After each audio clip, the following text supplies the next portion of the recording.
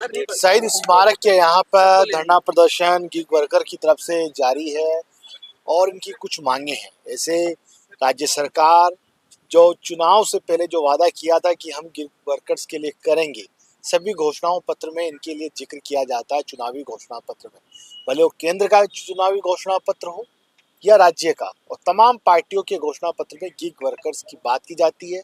उनको मजदूरी का, मेहनत का जो न्यूनतम है वो तो मिलना ही चाहिए। इन तरह की उनकी सिक्योरिटी से रिलेटेड सब तरह की मतलब तमाम पार्टी सरकारें बातें करती है, लेकिन धरातल पर इम्प्लीमेंट हो नहीं पाता है।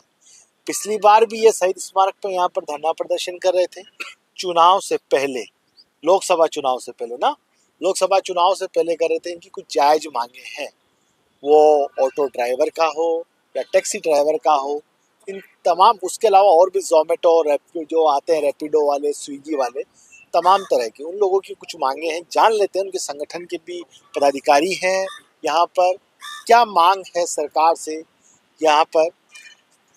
नमस्कार। सबसे पहले तो मैं आप सभी का आभार व्यक्त करना चाहता हूं कि आप लोग माध्यम बने हमारी आवाज़ को सरकार तक पहुंचाने का, इसके लिए आपका आभार। मैं संजय सिंह रत्नू, क्रांतिकारी टैक्सी ड्राइवर एसोसिएशन के प्रदेश अध्यक्ष पद पर मैं आभार व्यक्त करता हूं हमारे सभी साथियों का और आपका कि जो ये मांगे हैं हमारी, आज हम इन मांगों को लेकर पिछले 3 दिनों से हड़ताल पर हैं और हमारी हड़ताल अनिश्चितकालीन है। हमारी मुख्य रूप से 4 मांगे हैं, जिसमें प्रथम मांग ये है कि न्यूनतम सरकार द्वारा जो किराया निर्धारित है उसको तुरंत प्रभाव से इन कंपनियों पर लागू किया जाए, इंप्लीमेंट करवाया जाए। ये कंपनियां लागू नहीं करती है, जो टैक्सी है, ओला उबर वाली है। बिल्कुल सर, शोषण करती है हमारा। ये हमसे 8-10 रुपए किलोमीटर के अंदर सिटी के अंदर गाड़ियां चलवाती है। जब गाड़ी का खर्चा 13-14 रुपए किलोमीटर आ रहा है तो ड्राइवर 8-10 रुपए किलोमीटर चला के कैसे? सरकार ने इनको पत्र लिखा इन तमाम बड़ी कंपनीज को। जी सर, सरकार का एक आर्टिकल छपा हुआ है जिन्होंने, सरकार ने देखिए एक रेट निश्चित की थी। हम चाहते हैं कि वो रेट इन कंपनियों पर हाल ही में रेट डिसाइड किया था। बिल्कुल बिल्कुल, ये आर्टिकल आया हुआ है पेपर के अंदर। हम चाहते हैं कि जो बना तो दिया आपने, लेकिन इन कंपनियों पर इम्प्लीमेंट करवा के हमें निजात दिलाएं। आप सुगमता से लोगों को एक जगह से दूसरी जगह पहुंचाते हैं जी। और जहां आपका खर्चा आता है 13-14 रुपए, हमें मिलता है 8-9 रुपए। तो आप क्यों गाड़ी हटा नहीं लेते उस कंपनी से? सर हम करें क्या, हमारे सारथी भाइयों के पास विकल्प नहीं है, क्योंकि इन कंपनियों के प्रलोभन में आके पहले इन्होंने क्या लॉलीपॉप दिए, अच्छी रेटें देते थे, उस प्रलोभन में आके इन्होंने गाड़ियां लोन पर उठा ली। अब अगर वो ना चलाए तो गाड़ियां जाए कहाँ?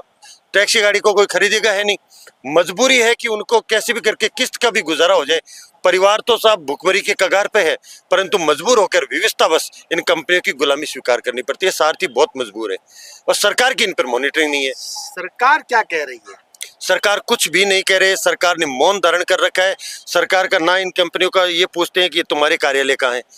किसी भी कंपनी का जयपुर राजधानी है और करीबन 23,000 ऐप बेस्ड कंपनी में गाड़ियां चलती हैं, 23,000 के समथिंग। ये एक मैं छोटा आंकड़ा बता रहा हूँ, केवल टैक्सी 4 व्हीलर का, अगर बाइकों को जयपुर से ओनली जयपुर 23,000 गाड़ियां ओला उबर के लिए चलती। टैक्सी बता रहा हूँ सर मैं, बाइक और ऑटो को मिलाए तो संख्या कई गुना ज्यादा है। अच्छा। केवल 4 व्हीलर्स।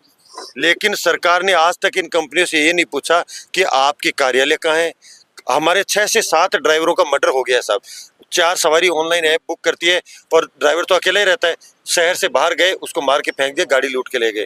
कंपनियों पे जब हम रिपोर्ट डालते हैं कि सर ये हमारा, तो वो प्लेटफॉर्म से अपनी राइड डिलीट करते हैं। क्यों? क्योंकि पता नहीं कहाँ बैठे हैं और केवल कंप्यूटर सिस्टम के ऊपर इन्होंने कंट्रोल कर रखा है। हम चाहते हैं कि सरकार इन पर दबाव बना के इनके कार्यालय यहाँ स्थापित करें। हमारी आम जनता की प्लस ड्राइवर की सुरक्षा सुनिश्चित करें, सुरक्षा कानून बनाएं। सुरक्षा नहीं जी बिल्कुल, कोई सुरक्षा। जैन साहब, आपका क्या कहना है इसके ऊपर? जैसा कि रत्नू जी ने बताया, बिल्कुल स्पष्ट बात है कि कंपनी जो है थोड़ा सामने कैमरा। हाँ जी, पॉइंट ये है जैसा रत्नू जी ने बताया और हमारे तमाम यूनियंस के, संस्था के और एसोसिएशंस के प्रतिनिधि, अधिकारीगण सब मौजूद है। एक्चुअली क्या है कि ये गिग वर्कर की जो बात आपने कही ना, ये इंटरनेशनल शब्द है। तो अभी तक टैक्सी ड्राइवर्स को अपने आप को वो टैक्सी ड्राइवर समझ रहा है, ऑटो वाला अपने आप को ऑटो वाला समझ रहा है। तो गिग वर्कर की समझ अभी नहीं बन पाई है। कानून क्योंकि लागू ही नहीं करा, सामाजिक सुरक्षा का कानून 200 करोड़ बना दिया, 350 करोड़ कर दिया, लागू नहीं करा। अच्छा, अब ये जो बात कर रहे हैं उसके लिए भी सरकार के कानूनी प्रावधान है। मोटर व्हीकल एग्रीगेटर गाइडलाइन बनाई सेंट्रल गवर्नमेंट ने कि ये ऐप बेस्ड कंपनी को जो किराया, राज्य सरकार का किराया निर्धारण इन्होंने तय कर दिया, वो गाइडलाइन इंप्लीमेंट होते ही वो स्लिंक हो जाएगा और वो गिग वर्कर के कानून से भी श्रिंक हो जाएगा। क्योंकि ट्रांसपोर्ट का डिपार्टमेंट का हेड, आईटी का हेड, लेबर का हेड, सोशल जस्टिस का हेड, फाइनेंस का हेड लॉ में है। इसके अलावा सेस कलेक्शन है, सोशल सिक्योरिटी है, तो वो गिग वर्कर लॉ में है। प्लस ये वायलेट क्या कर रहे हैं, प्लेटफॉर्म इकोनॉमी क्या वायलेट कर रही है, जो ट्रेडिशनल ऑलरेडी लॉ है, जैसे प्राइवेट बाइक चलना, ये तो मोटर व्हीकल एक्ट का उल्लंघन है, सरकार को राजस्व नहीं हो रहा। दूसरा, डिमांड सप्लाई कैपिंग डिस्टर्ब हो रही है। तो ये शिकायत निवारण मंच भी गिग वर्कर कानून में था, और इसके अलावा भी दूसरी चीजों से इंटरकनेक्टेड है चीजें। सरकार कुछ नहीं कर रही, ना ये कर रही ना वो कर रही। इस अंतरराष्ट्रीय दबाव में अगर सरकार को आना है, इंटरनेशनल इकोनॉमी है, तो फिर भाई कानून बनाया क्यों था, फिर ये काम किया क्यों था, फिर मोटर व्हीकल एक्ट का लेना देना ही क्या है। तो सारी चीजें इंटरकनेक्टेड है सर, इसको आपको सॉल्व करना पड़ेगा। 37 लाख करोड़ की अर्थव्यवस्था, 25,000 करोड़ की अर्थव्यवस्था राजस्थान दे रहा है, और इन ड्राइवर भाइयों ने पूरे भारत में 50 लाख ड्राइवर भाई है, एक गाड़ी वाले ने 5 लाख रुपए की इन्वेस्टमेंट कर रखी है, मिनिमम 5 लाख की। ये 5 लाख मिनिमम। आज एक अगर एल्टो भी लेते हैं तो 7.5 लाख रुपए उसकी MRP कॉस्ट है, केवल ऑन रोड नहीं, ऑन शोरूम रेट है। 25 लाख करोड़ रुपए होता है कीमत। ये 25 लाख करोड़ रुपए, 28% GST, 7 लाख करोड़ रुपए ड्राइवरों ने भरा है राजस्व के रूप में सरकार को, प्लस RTO टैक्स भरते हैं। इतना पैसा ड्राइवरों ने भरा है। तो ये जो गुलाम हो रहे हैं, वो बस सुविधा दे रहे हैं आम जनता को, एक जगह से दूसरे स्थान पर लेके जा रहे हैं, लेकिन सरकार हमें सुरक्षा कुछ नहीं है सर, सरकार कुछ नहीं दे रही। नहीं सर, हमने टैक्स भी भरा, राजस्व भी भरा, GST भी भरी, ये सब भरा। उसके बाद ये सब सुरक्षा का कानून बना दिया, मोटर व्हीकल का कानून बना, जान भी गई। जैसे कि बताया कि 6 से 7 ड्राइवरों का मर्डर हो चुका है, ऑन रिकॉर्ड है, जयपुर में ऑन रिकॉर्ड है कि ऐप बेस्ड, हाँ बिल्कुल मार दिया गया। 93 से ऑटो की यूनियन चला रहे हैं आप 93 से 93 ऑटो चला रहे हैं? ऑटो रिक्शा, ऑटो यूनियन में जयपुर महानगर परिवहन चालक यूनियन का अध्यक्ष हूँ। क्या प्रॉब्लम है? प्रॉब्लम यही है कि सरकार की जो न तो रेट रिवाइज कर रही है, रेट रिवाइज के लिए कि हमने कई बार उनको ज्ञापन दिया, रेट रिवाइज नहीं कर रही है। एक और जनता को गुमराह करते हैं कि साहब ये मीटर से नहीं चलते हैं।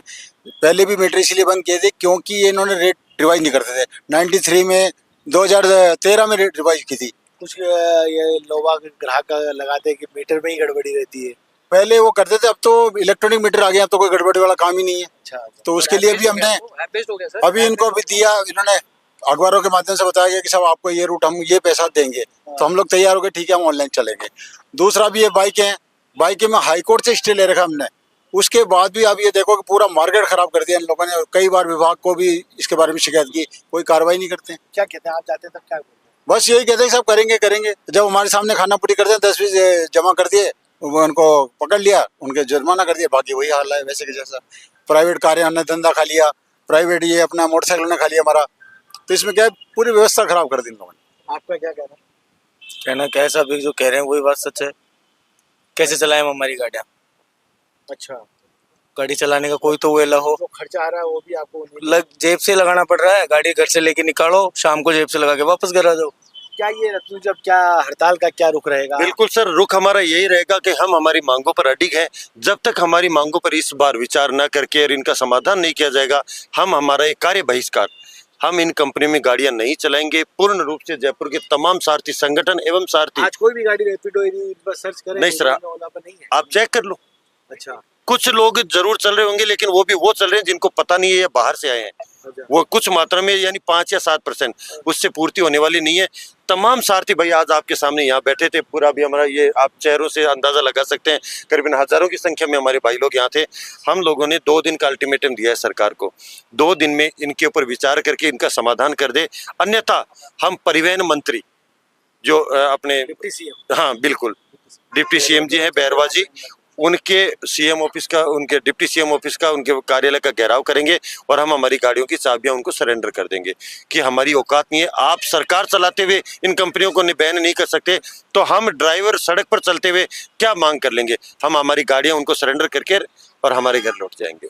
जैसे कि ये टैक्सी ड्राइवर यूनियन ने बताया, हाँ कुछ बोलिए, आप आओ ना, इधर आओ ना यार, क्या बिल्कुल दिन में सामने आइए। यदि दिन में हम कोई राइड करते हैं, चाहे कितने भी किलोमीटर की हो, वही किराया दिन में आता है, वही रात को 12 बजे आता है। फिर मतलब क्या कंपनियों को रात को 12 बजे भी वही किराया आ रहा है? मनमानी है ना एक तरीके से। ये भी रात में तो चार्ज ज्यादा हो जाता ना, नॉर्मल तो 5 रुपए बढ़ते हैं। चार्ज है ही कहाँ सर? 8 रुपए 9 रुपए किलोमीटर चार्ज है। चार्ज ही तो नहीं है। चार्ज होती तो हम यहाँ थोड़ी होते सर। अच्छा, ये और कोई जैसे कस्टमर उतर के जा रहा है, वो बोल रहा है हम तो इतना ही किराया देंगे, इतने में आते हैं, आप इसको घुमा के ला रहे हो, ये वो रास्ता वो थोड़ी जानते हैं कस्टमर।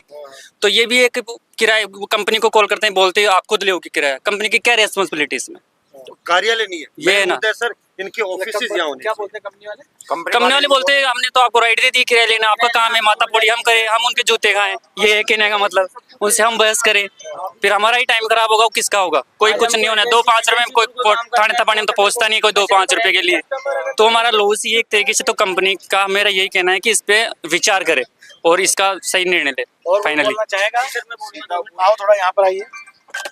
आज हम कोई भी ट्रैवल एजेंसी के थ्रू अगर कोई काम करते हैं, कल को सवारी बदतमीजी करती है, पैसा नहीं देती है, कोई जिम्मेदारी होती है, तो वो एक ट्रैवल एजेंसी की जिम्मेदारी होती है। हम उसको छोड़ के आ जाएंगे, आने के बाद 5-10 दिन बाद में हमारा पैसा आ जाएगा।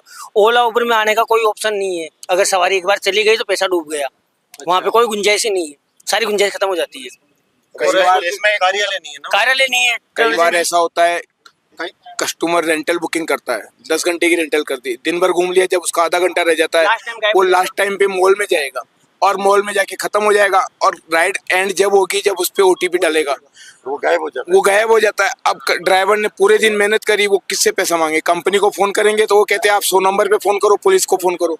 पुलिस वाला भी आके क्या करेगा बताइए आप? वो कहाँ ढूंढे? बहुत हाँ, सारे केस हैं सर, आए दिन क्या का काम है, करें? एक दिन का काम नहीं है, आए दिन के काम है सर। एक केस नहीं है, बहुत सारे केसेस हैं ऐसे। आए दिन के काम है। दूसरी सर, ऑनलाइन जो पेमेंट लेते हैं ना, कोई भी कस्टमर कर जाता है तो कस्टमर कंप्लेंट करके बाकायदा रिटर्न कंपनी पे से पैसा ले लेता है। ऐसा ड्राइवरों के साथ हो रहा है। और ड्राइवरों को मतलब जैसे कोई भी मतलब कहीं भी चले गए और मतलब कैब बुक कर ली तो लास्ट का ओटीपी नहीं दिया, हमारे जाते हैं